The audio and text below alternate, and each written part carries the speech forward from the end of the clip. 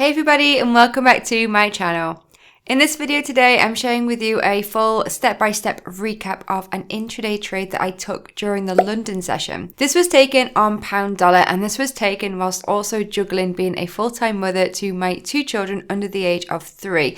I want to share today that it is possible if you are busy, if you have other commitments, whether it's work, whether it's children, it's still possible to be able to day trade alongside that and make some nice returns. Of course, that's not without some investment on your part, and I'm not just talking money, I'm talking time and building the experience and the knowledge that you need to day trade, but that's what I'm here to do, to help you guys on that journey. So make sure that you are subscribed to the channel below. All of the software that I'm using in this video will be linked below, and let's get into it. Hey guys, so here I am in my trading platform here in MetaTrader 5. This is the account that I use to trade with the prop firm, the 5%ers. If you're not sure what a prop firm is, they're basically a company that allow you to trade their capital and take a share of any profits or losses that are made on the account. I have shared more information about that, which I will link to in a separate video above, and I'll talk a little bit more about the 5%ers later in the video. But as you can see here, I've got 2 entries. These are the 2 positions that I took trading GU. I took 2 half-size positions with the intention of leaving one as a runner to gain more profits.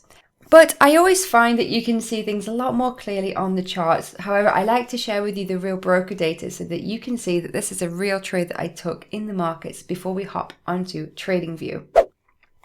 So I usually like using light mode on TradingView. I've kept it in dark for this video though, because I know that you guys prefer dark mode. And I've zoomed out here on the 15-minute time frame. This is the time frame I like to trade from. And here you can see, if you notice these vertical dotted lines, these are session breaks. So they divide each of the trading days starting from Monday the 24th of June, Tuesday, Wednesday, Thursday. And of course today, the day I'm recording this video, is the Friday. Now I took this trade on the Wednesday. I did trade on Monday and Tuesday. I had a mixture of wins and losers on both days because we had a pullback. Overall on the daily long term, we have been in a downtrend on GU. So Monday we saw this pullback, Tuesday was a range, and then Wednesday we got this lovely sell-off right here. So we're talking about a simple trend continuation based trade. That's the strategy I've used. And this is rooted in the daily time frame, the larger time frame. For me, all of my intraday trading decisions are rooted from the daily time frame. It is the best time frame in my opinion. It's the one that most companies, institutions, traders like to use. So zooming in here on the daily, let's just look at the very basic information, which is the fact that although we had been pushing up here, we are now in this little downtrend, making lower lows, lower highs. Last week we had a new low form, and then this week you can see here we got the bullish candle up on the Monday. It actually pulled back to this fib level, which is taken from the previous pullback on the daily. And it perfectly entered the optimum trade entry levels here for the daily. So this is the area I was already watching for a short. When we got this doji candle forming on the Tuesday, I knew that this would be a really nice signal for a short rooted from the daily time frame. Which meant that Wednesday morning, once I saw this little doji form here on the daily time frame, I then dropped to a faster time frame for intraday trading, which for me is the 15-minute time frame. And this is the box that I drew from the daily, this rectangle here, and you can see how beautiful this pattern is, because on the Monday we pushed up, we entered the fib level, but price wasn't sure, so we still continued to trend up. And it took pretty much most of Tuesday to just consolidate at this level. But the key pattern here, the key pattern that is what allowed me to go for a short, in combination with the daily signal, which was that doji at the Fibonacci area, the key pattern intraday is here on the 15-minute time frame, because we had a break of structure. See how we made a high form here and a low down here. This high got broken just slightly here, looking at the bodies only, and obviously the low with that. We made a new high here, but then price broke this low with momentum. That's the key. This candlestick here, this very large bearish candlestick down, was the momentum candlestick that broke this low. Price then decided to consolidate here. Now later on Tuesday evening, we did get another attempt, a push up to break the high, but it failed. We got a double top here, and once again it broke this structure and consolidated. Now, analyzing price action in this way, it's really quite simple. It's looking at highs and lows. It's market structure, it's market behavior, looking for large candlesticks of momentum. All of these work together. These are what forms my strategy, a combination of daily key signals, reading price action, utilizing Fibonacci, and all of these formulate my trade idea. So I took all of this into consideration, and on the Wednesday morning, I looked at the charts just before my boys woke up. So this was about 6:30 in the morning. Granted, that could be very early to a lot of people, but that's just a normal work day in my opinion. Most people get up and go to work. I get up, I look after my boys and juggle work as well, but this is how I manage to access the charts and have that quiet time to actually make a trade decision before the chaos commences.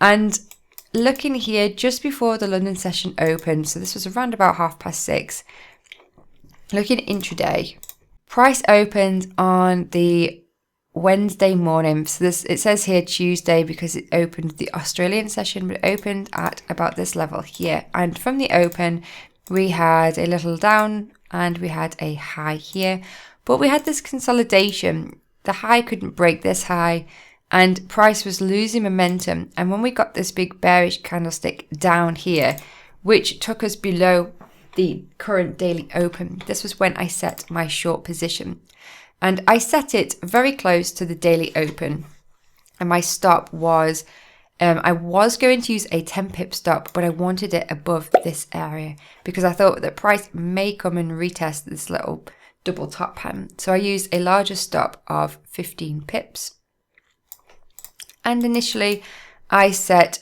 two different positions. So I set one aiming for a 1.5R target, which was 1.5 times the risk I was using for the trade. And then I doubled this position.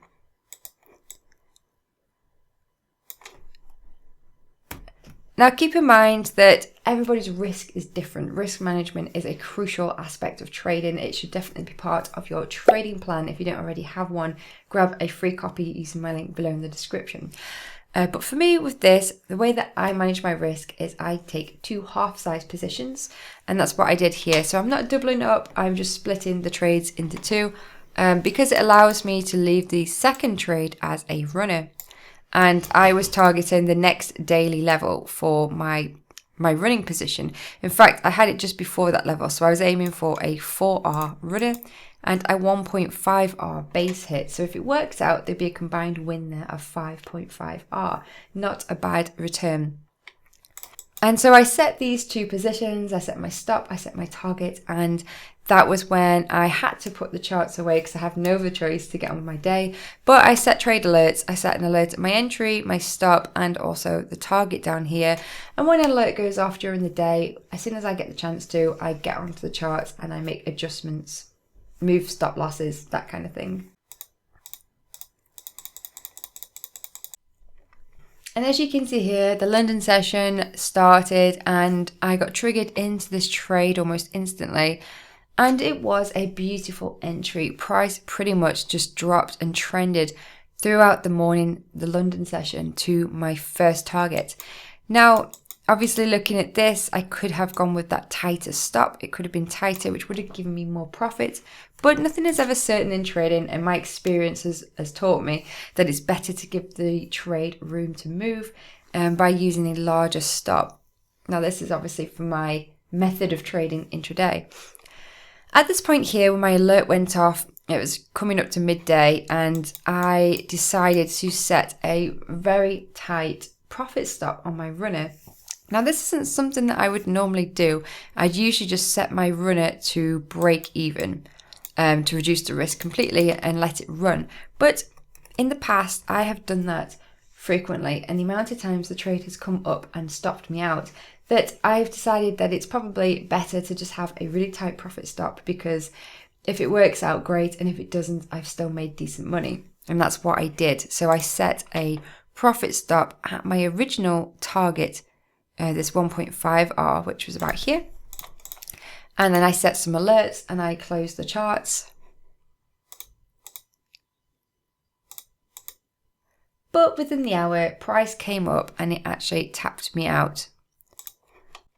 So it wasn't without its frustrations, because I actually got stopped out here with my trailed stop.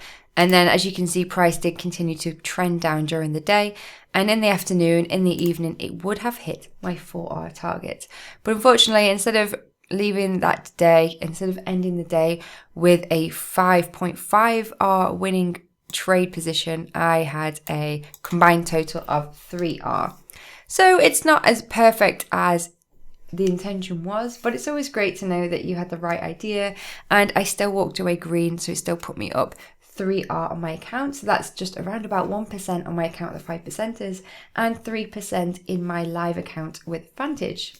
If you want to learn some more about the way that I like to trade, this method of reading price action and the different setup I like on my charts, if you are fairly new to trading, I have released a book this year, Forex Trading 101. It's a guide for beginners, so if you are looking for some direction to get started day trading Forex, it could be a really good starting point for you. I've got a link in the description below if you want to check it out. Meanwhile, for those of you who are interested in how I'm progressing with my challenge with the prop firm, the 5%ers, here's a quick look at the dashboard here. As you can see, I'm working towards that profit target of $2,000. So I've started with a $20,000 account. I'm currently in profit at $850. I took a really bad hit a few weeks ago, and I am still creeping back up from this big emotional week. The joys of juggling trading emotions, and the last few weeks have been really good for me. I've been centered and focused, and I'm just continuing with that mindset. But what really helps to solve this problem of mindset and trading psychology for me, trading with a prop firm, is one that gives you unlimited time to pass the challenge. And that's why I love trading with the 5%ers. They used to have a maximum amount of time for you to pass the challenge, and it used to be around about 6 months. So if you couldn't hit the target by that time, you would basically lose that account and have to try again. But they've removed that now, so now there is an unlimited amount of time to pass the challenge. You just have to focus on the process, on making the best trading decisions, and then trust that that will pay off. And that's why I recommend this company. So if you are looking for a prop firm yourself, if you want some help with funding options for trading, I definitely recommend the 5%ers. I've got a link below if you want to check them out. Alternatively, if you want some more information, I have created a different video. Meanwhile, if you've enjoyed this video, do let me know by hitting that like button. Any questions, any comments, leave them below, and I'll catch you in my next video. Thanks for watching. Bye.